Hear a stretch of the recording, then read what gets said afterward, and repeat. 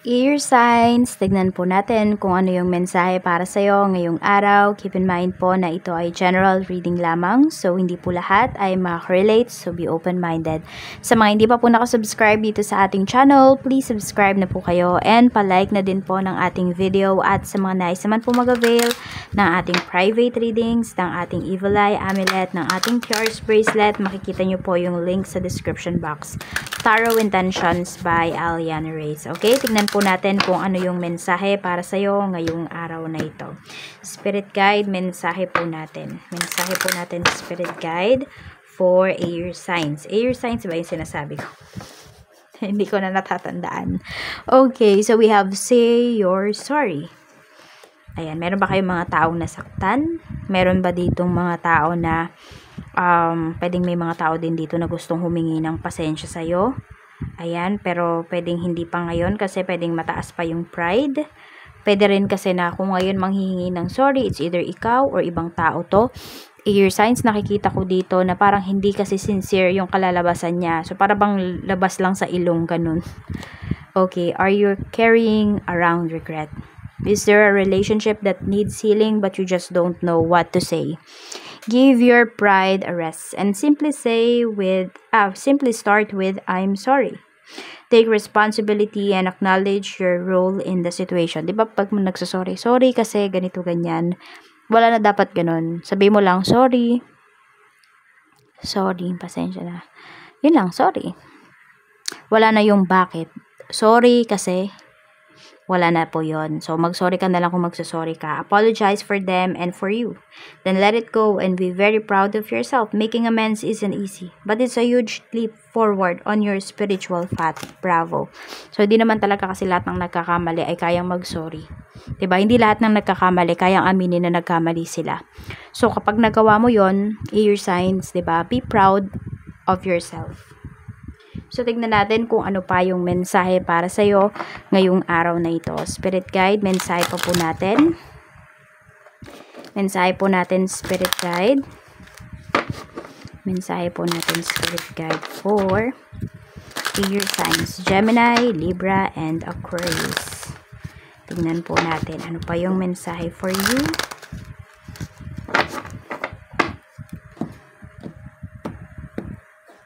Okay, your energy. We have Prince of Summer. Okay, so this is your energy.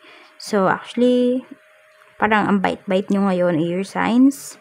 Medyo emotional at the same time yung iba sa inyo. So, maybe you are experiencing, meron dito. Pwedeng may nakasakit po sa inyo. Pero yet, mabait pa rin kayo dun sa tao na yon. Parang hinihintay nyo lang nga na mag-sorry yung taong to sa inyo. So, waiting lang kayo dito. We have 3 of Spring pagdating sa family mo. We have 6 of Spring. Okay, so pwedeng may mga pag-travels kayo dito na pinaplano ng family mo. And yung iba po sa inyo, you are looking forward, pwede na makapag-migrate sa ibang bansa. Or pwedeng hindi naman sa ibang bansa, kundi sa ibang lugar lamang. Ayan, kung hindi man yan ibang bansa, pwedeng ibang lugar. So, ayan po, pwedeng natutoxican na ba kayo sa nangyayari sa lugar po ninyo. Ayan, pwedeng affected na yung mental health ninyo. Some of you naman, pwedeng sa bahay to mismo. Pwedeng kayo to or isa sa family members mo, natutoxican na siya sa nangyayari sa loob ng family. Kaya pwedeng gusto nang umalis. We have Princess of Spring, pero parang pinaplano pa lang kasi yan. Siguro hindi pa siya ready financially.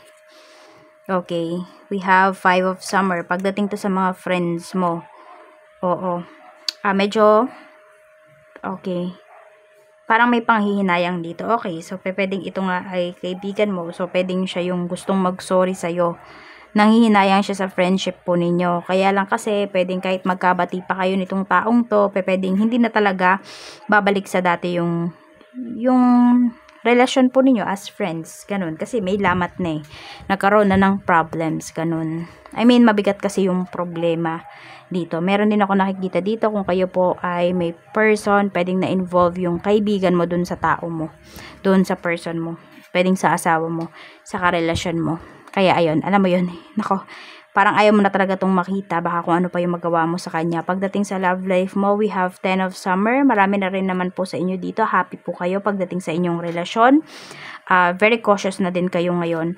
Siguro meron dito pina-private nyo na talaga yung inyong relationship. Kasi it's either ayaw nyo maraming tao na nakakaalam, kasi pwedeng maraming tumututol, maraming nag-i-evil eye sa inyong relationship. Maraming nangingialam. Yun yung mas nakikita ko dito. Ayan po. So, tignan natin. Pagdating sa kaperahan, we have naman po 6 of winter.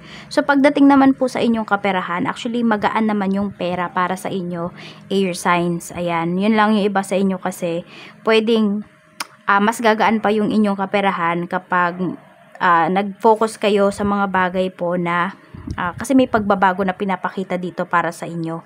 So, pwede po na yung iba talaga sa inyo, need nyo munang mag-relocate, need nyo munang umalis para gumaan din yung inyong kaperahan.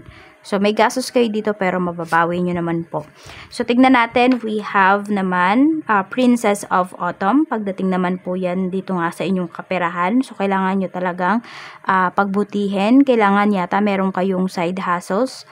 Oo, kasi pwedeng yung iba sa inyo, medyo kinakapos kayo dito. Maka-receive po kayo ng news regarding your business, regarding your career, regarding a promotion. Pwede rin may scholarship dito. Di ko alam kung sino pa yung nag-aaral dito. Ayan po. Meron about sa scholarship na pinapakita.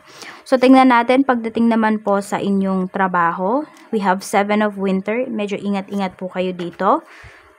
We have 3 of summer. Maraming naiinggit. We have strength. Nako, hindi kayo papatalo talaga, air signs. Madaming good news na paparating talaga. Sabi ko, di ba, may ma-receive kayo na news regarding your career. Ayan po. So, ito yung pinapakita dito. So, more on kasi yung mga credits, pwedeng ibibigay po yan sa inyo. Tapos, palaban kasi talaga yung energy ninyo dito. Actually, mabait pa nga kayo dito, air signs, kasi pwede pong madami din talaga kayong tinutulungan para dito sa inyong career, dito sa inyong trabaho. Yes, may mga nakaka-appreciate sa inyo, meron din namang hindi. So, tuloy-tuloy lang kayo dito kasi pwedeng malapit nyo na makuha yung promotion na hinahangad po ninyo. Yung iba naman sa inyo, kahit nga di na kayo ma-promote, kaya lang gusto lang ninyo talaga is salary increase. Or yung iba nga sa inyo, hindi na yun yung gusto ninyo. Gusto nyo lang talaga na hindi matapos yung kontrata nyo dito sa trabaho kasi feeling ninyo wala pa kayong mapupuntahan. Sa negosyo naman po, we have 8 of winter. Tapos, meron tayo ditong 6 of summer. Pagdating ito sa inyong negosyo. Okay. Ayun. Sa negosyo ninyo, air signs, dapat maningil talaga kayo dito.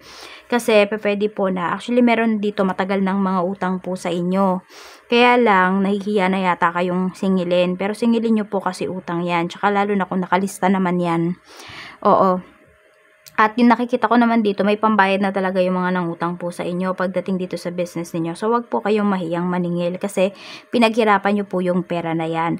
At yan po ay sa negosyo po ninyo. So, napapansin mo, bakit hindi umiikot yung negosyo mo? Kasi nga po, pwedeng puro sa utang. Puro pautang siya sa pautang siya napupunta. So, number 11, 36, 19, 32, 45, and 40. Yan po yung iyong mga lucky numbers. Maraming salamat po sa walang sawang pagsuporta ninyo dito sa aking channel. Mag-iingat po kayo always and more blessings to come.